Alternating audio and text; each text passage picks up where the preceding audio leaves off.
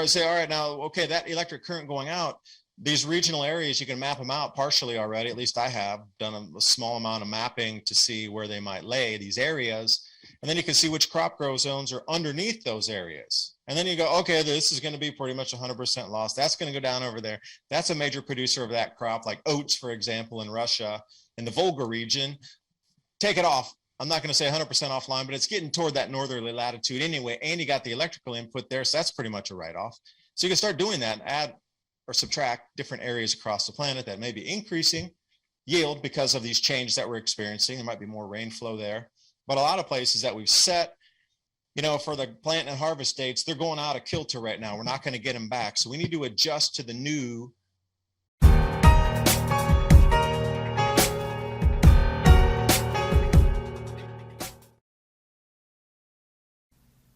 New studies show that by the time people reach their middle ages, the body often produces less than half of the collagen it did in their youth. Collagen is the main building block in our skin, making up 70 to 80% of it. This is why we get sagging skin and wrinkles as we age. If you want to look younger, you must supplement collagen, which will improve your skin's elasticity, make it smoother, more plump, and more youthful looking. That's why Ageless Multi-Collagen provides 5 key types of collagen you need from 4 different sources, essential to optimally support an array of full-body benefits. No odor, no taste, no clumping, unlike other collagen supplements. And this is why I recommend Health with Adapt2030.com Ageless Multi-Collagen, a quick way for youthful appearance. Use the link in the description box below for 51% off my favorite Ageless Multi-Collagen. And now on with the video. You were probably on my show at least 5 years ago, maybe longer. Now, I remember from the very beginning, you know, you've really talked about the coming weather changes. You know, I've watched, I can't tell you, countless amount of your videos that seem to be just, you know, really fulfilling, I wouldn't say the prophecy, you don't say you're a prophet, but what you said, the predictions that you said, yeah, the predictions that you said, how, you know, we see those coming to pass. The title of the video is, Are We Really Going Into a Mini Ice Age? Based upon your latest Yes. information. Yeah, and what is that effectively for the folks that will be tuning into this broadcast? What does that effectively mean to them, or especially I'm here in Montana? Okay, so we're above the 45th parallel, I believe, and I know right above. I think that's at the bottom of Montana. Is it the 45th parallel? Whatever it is. Usually people migrate below. I think it's the 45th parallel during the, if I remember correctly, during the Grand Solar Minimum. The whole entire state of Montana is above the 45th parallel. Now that doesn't mean that we're not going to be able to live here. What kind of challenges are they going to face, David? Changes in latitude, changes in attitude. Nothing remains the same, my friend. Hey, Jimmy Buffett. I don't have the sailboat. In my voice, I didn't want to sing, you know. Copyright strike, you know how it is with YouTube right these days. Yeah. What's it going to be like here? Well, in all seriousness, no, 45 degree for at least in the United States, because if you go to Europe, it's a little bit higher. It's at 50, and then if you go back over into China, whatever, it's back to around 45 degrees north latitude. Everything above that's going to almost be zero yield. So that's the zero break-even point. You're going to have to come further south than that. So if you're going to switch crops, you could, but you got to look at the nutritive content, especially with the dairy industry. So corn has its thing, and each type of crop and byproduct have its already calorific value, protein value mapped out. So if you're going to put it into the dairy industry or whatever, you know how much milk will come from this much input. Well, if we're going to start switching crops, you're really going to have a nutritionist take a look at it for all. That would be for pigs, chickens, dairy, cattle, whatever. You know, can they switch the crop, and can they grow enough of it to have the same type of yields that keep our present society moving forward? And if you say no, that we ran out of time to switch crops and learn where they grow best, then you're seeing exactly what I'm talking about. We're not going to be able to respond fast enough. And then it'll be whatever we grow in the current regions, which they already know we're going to go less and less in the 45 degree north and above.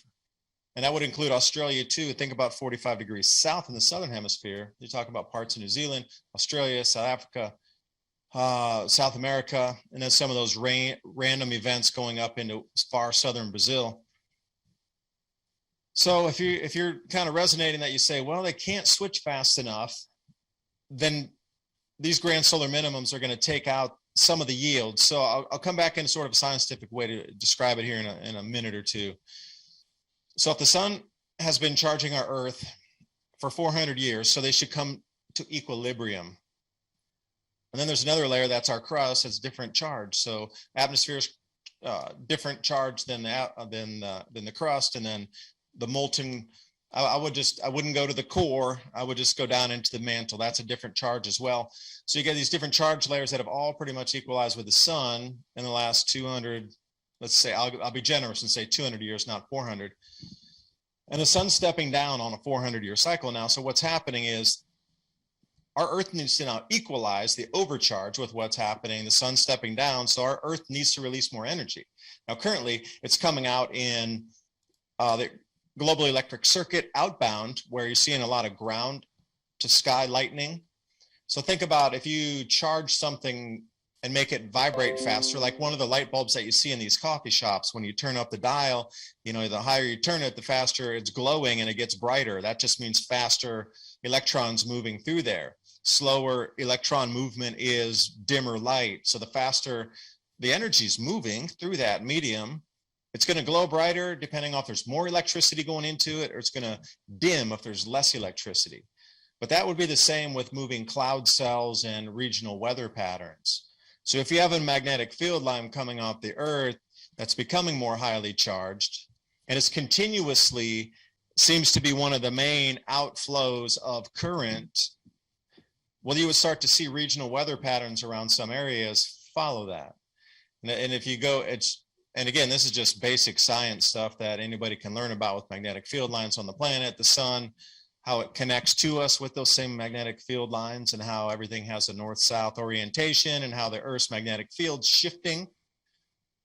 So you start to say, all right, now, okay, that electric current going out, these regional areas, you can map them out partially already. At least I have done a small amount of mapping to see where they might lay, these areas. And then you can see which crop grow zones are underneath those areas. And then you go, okay, this is going to be pretty much 100% loss. That's going to go down over there. That's a major producer of that crop, like oats, for example, in Russia, in the Volga region. Take it off. I'm not going to say 100% offline, but it's getting toward that northerly latitude anyway. And you got the electrical input there, so that's pretty much a write-off. So you can start doing that and add or subtract different areas across the planet that may be increasing yield because of these changes that we're experiencing. There might be more rain flow there. But a lot of places that we've set, for the plant and harvest dates, they're going out of kilter right now. We're not going to get them back. So we need to adjust to the new, but nobody's really talking about that solution, James. So I just don't know. I'm in a conundrum myself here. I wish the conversation were happening. Well, I think that one of the things I think we're going to see, David, we already see some of the supply chain problems that we're having here now. We've heard the story over and over again about all these ships that are sitting offshore. As they continue to clamp down and go after the people that are involved in mass transportation. I mean, truck drivers. I've already talked about going after truck drivers. The railroad workers are not going to go along with this. There's going to be a supply chain shortage, and I think you're going to see, like, the malls are not going to have any items in the malls for there to be anything on the shelves that is from overseas or outside this country. I see one day perhaps all this Chinese crap that we have all in every pretty much retail store, that stuff's going to be going away, and malls are going to be turned into grow centers where they're going to have your different. Before it was a finish line sports store. Now it's where the corn grows. Before it was a Hallmark store. Now that's where the beets grow. Something like that where they can, because they're going to have to in climates like mine here. You're right. There's going to be a 0% crop yield. It doesn't mean people are just going to sit around and wait to die. No, they're going to, innovate. They're going to start growing indoors. They're going to, if there's no goods inside a mall, why have a mall sit empty when you can put you can put, crops in there. You can grow food in there. Do you see these malls and these other maybe some of these big venues, these sports venues? I mean, if things go really south, they won't be playing sports and things like that. People won't want to see that because they're going to be hungry. Do you see these places maybe being turned into food growing centers, David, or somebody coming up with some sort of a food growing center or a mobile growing center, something like that? Do you see innovation in our future? I do. And the football stadiums, not the horse racing track, Seabiscuit, of course, during the Great Depression, when they also had this exact set of events unfold, there were still people that spent money. So there are going to be venues that will maintain their usefulness, and then others. And it depends how far you want to go with the indoor vertical ag, because you're going to want to look at target species that are, beets are awesome if you want to get sugar, but I will be going for Moringa oleifera and Gainura, and these kind of superfoods that can also be vegetables. There's a lot of variants that you could use, but I would be going for incredible superfood, high value target plant part inside. And, a friend of mine, Ted Marchildren, he has the Omega Rotary Grow Garden system, and it's a barrel that rotates around with LED lights in the center. And quite efficient. You can lay that thing out as a strip that you roll inside the barrel. And I'm telling you, the amount of food you can grow in that little tiny space is unbelievable. And especially with the leafy greens and, like I say, high target, high value superfood plants, it's just never ending. It rotates. And in Gainura, for example, it can be done. But then it really comes down to, how about grains? And then how much of that's going to be given to cattle or poultry, swine production. Fish is quite efficient. You can use that whole thing in the hydroponic system. But think about it, so you had a whole mall, and then you had the parking garage also. How much corn or wheat could you really grow in there? And then if it's a limited amount, would you be giving it to animals, which need a huge amount of input to produce the meat, to then go eat the meat? Or would you stay pretty much on a veg diet with really smaller animals that are easy to raise with some of the scraps you give it, and also a little bit of input of some of the good grains? All these things are going to circulate. I mean, chickens, they don't take much.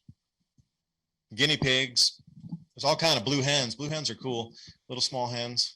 You can eat the eggs, the little tiny ones. You need a toothpick to get them out. Do you find it coincidental, David, that we're coming on the cusp of food issues, as you spoke about so eloquently?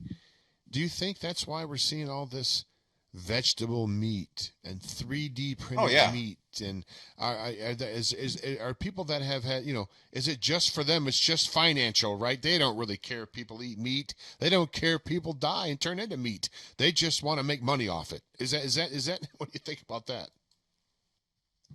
Well, in one point, yes, but if it's not available, then it's not available, and you're going to have anger over the non-availability. So if you can get people away from, I think it's been like a 30-year plan so far, knowing what I know, and then seeing how that would taper out into, I found some really good charts from like 1498 in Europe in 3 different countries, the amount of grain that they were growing, and also the types of animals that were being raised in a second subset.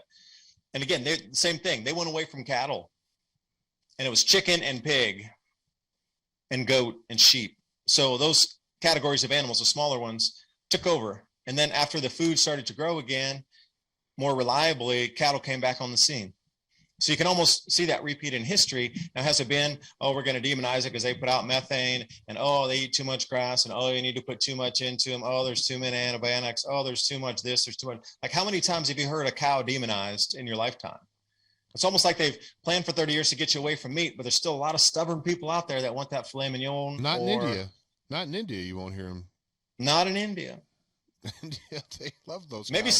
So this is the trend. Maybe India went into that, and then it became like part of the culture, and they never came out and they've continued with the smaller animals, goat, sheep, no cow. Cows are sacred.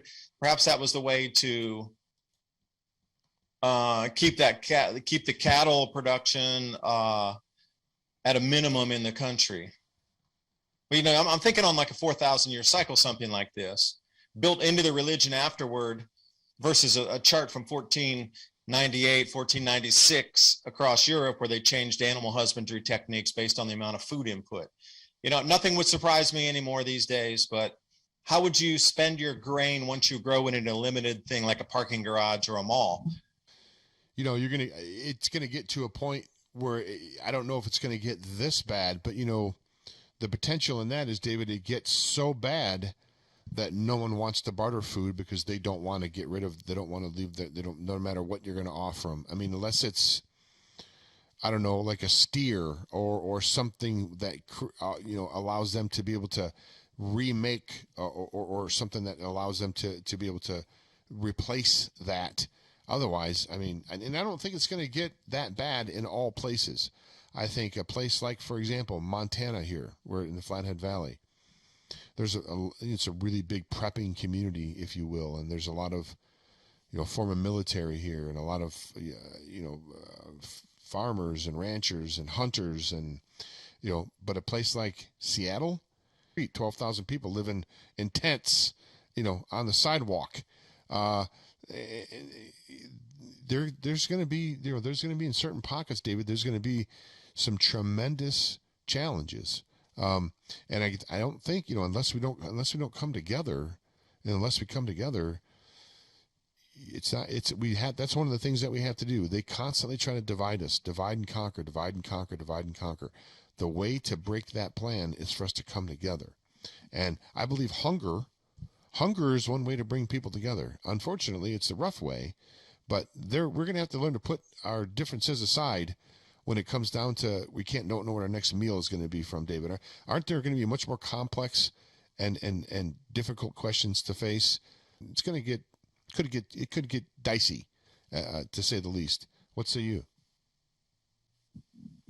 In the beginning, the way that seems society is programmed about, I'll do anything for my kids, I'll come and steal your thing, I'll bang down your door, knock your door down, and steal all your preps to feed my family. Like that first wave of those behaviors, whether it be families, individuals, organized groups of people, that's going to end pretty quick. They're all going to be taken out. And then what's going to be left are the people who understand we need to work together to get this done, because stealing from Peter to rob Paul and keep their kids fed, what happens when that food runs out? Unless you're replenishing it in a community fashion, it's just going to run out. And that's the whole thing about the preps run out. There's no relying on your preps for 20 years to keep it's getting you through a season until you can get to a growing season and hopefully have enough safety and security to be able to bring a crop up. Now, if it comes to that point where you really can't even grow a garden because your garden's getting raided and people are coming in the middle of the night to steal your tomatoes or your beans or something, at that point, society is truly broken down. That's a place I don't want to be. No. So being and working in a community where there is security around that you can protect, and I really hope it doesn't go that far. I really do not want to see that. But the way it's all positioned right now, it seems like we're being pushed into a purposeful Homodor to achieve a political end of whatever that is. Put something in the body and hit it with a frequency, put something in the body and become complacent or vibrate differently. I'm not sure, but there's an end to the means here.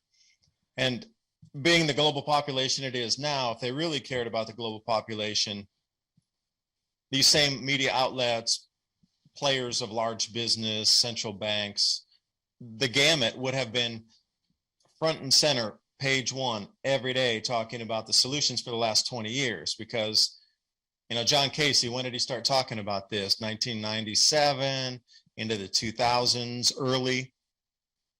And nobody took action. And still to this date, there's so many signs saying, oh my gosh, we really are we're so far behind the 8 ball, you can't even see it with a telescope. That's how far behind we are the 8 ball. And we sit to this day and they think with no fertilizer next year, the yields are going to come in, and then the losses on the natural side. Like, there's some serious issues to deal with, but it's going to come down to you. Like, you can't rely on anybody to do it for you. That's the whole thing. Like, you can't rely on that. So this whole misnomer of trust the plan, somebody's going to come in and help you and do something. I'm not talking so much about the Q thing. I'm just talking about the way that we have been raised, that somebody will come to rescue you. It's a rescue culture. Be the hero, all this kind of thing. It's almost a pre-program. Let somebody else ride in and sunset. So let somebody else come in and save you. Like, how many people are going to wait?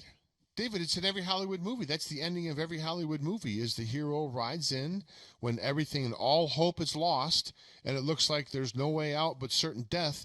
The hero somehow always rides in and solves the problem and takes care of everything and vanquishes the bad guy, and he gets the girl and they ride off together in the sunset. That is a fantasy. That's a Hollywood fantasy. And it's been done so many times over and over again that people seem to think, and we live in a reality TV world, David. Look, our last president was a reality TV superstar. We live in a reality TV world. And like I said before, they took us from watching reality TV back in the early 2000s with Survivor and Fear Factor, and now we are participants in the reality TV show. We've went from spectators to actual participants in the day-to-day reality TV of the globalist. And there is going to be a great reset that's going to happen. There's no denying it. But the key is going to be, whose great reset is it going to be? Is it going to be the globalist great reset, where it's 1,000 years of the worst unimaginable tyranny that we've ever lived under and our posterity's lived under? Or is it going to be a liberty and freedom and abundance rather than scarcity, and honest accounting and honest money and honest, everything? That's where we're at right now, David. Any comments on those? On my babbles here? Am I babbling? Well, that'll be the sell into the digital central bank issued currencies, is what you just referenced there. It'll be honest money. It's backed by gold. It's honest money. It's backed by forests that are, the earth itself. You can't be any more honest than that as a currency asset value base. Don't let anybody else do it. You can't do it yourself. And, that's how this whole thing has been programmed, is you can't do it yourself. You need to rely on others. You need to rely on the companies, the government to take care of you. You can't do it yourself. You can't make wise choices, blah, blah, blah, blah. That's the way it's been sold to us for how many generations. And now, how are they going to get people to move over to what you consider sound money, sound government, sound law enforcement, sound judges, sound judicial system again? Like, we have to reset everything.